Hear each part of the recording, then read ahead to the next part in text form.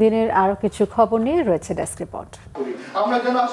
ঈদুল আজহা উপলক্ষে 3 দিনের জন্য নিত্যপণ্যে মূল্য ছাড়ের ঘোষণা দিয়েছেন চট্টগ্রামের ব্যবসায়ীরা। জেলা প্রশাসকের আহ্বানে সাড়া দিয়ে সার্কিট হাউস মিলনায়তনে খাতুনগঞ্জ, রিয়াজউদ্দিন বাজার সহ চট্টগ্রামের শীর্ষ ব্যবসায়ী নেতারা যৌথ সংবাদ সম্মেলনে এই ঘোষণা দেন। এ সময় দাম বাড়ানোর চেষ্টা করলে কঠোর ব্যবস্থা নেওয়া হবে বলে সতর্ক করে দেন জেলা প্রশাসক মোহাম্মদ জাহিদুল ইসলাম মিয়া।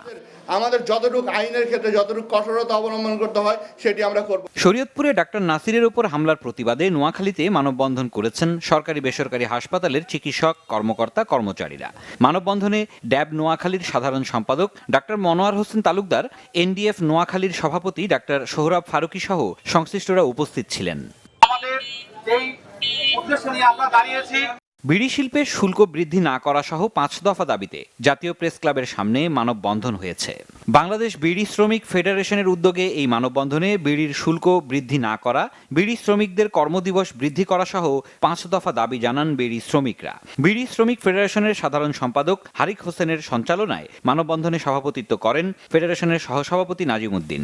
আরও ছিলেন ফেডারেশনের সহসভাপতি লুৎফর রহমান, আনোয়ার হোসেন, যুগ্ম সম্পাদক আব্দুল গফুর, আবুল হাসনাত লাবলু, সাংগঠনিক সম্পাদক শামীম ইসলাম সহ সংশ্লিষ্টরা।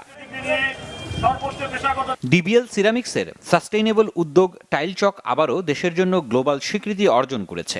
যুক্তরাষ্ট্রে অনুষ্ঠিত ওয়ান শো 2026-এ মেরিট অ্যাওয়ার্ড ক্যাটাগরিতে জিতেছে গ্রিন পেন্সিল ও সাস্টেইনেবল ডেভেলপমেন্ট গোলস পেন্সিল। পাশাপাশি অ্যাডফোরাম ফিনিক্সে গুড কজেস এনভায়রনমেন্ট ক্যাটাগরিতে পেয়েছে ব্রোঞ্জ অ্যাওয়ার্ড। আয়োজকরা বলেন, সৃজনশীলতা শুধু বিজ্ঞাপন নয়, বরং সমাজ ও পরিবেশের বড় সমস্যার সমাধানেও গুরুত্বপূর্ণ ভূমিকা রাখতে পারে। ডিবিএল সিরামিক্সের টাইল চক ক্যাম্পেইন তা প্রমাণ করেছে।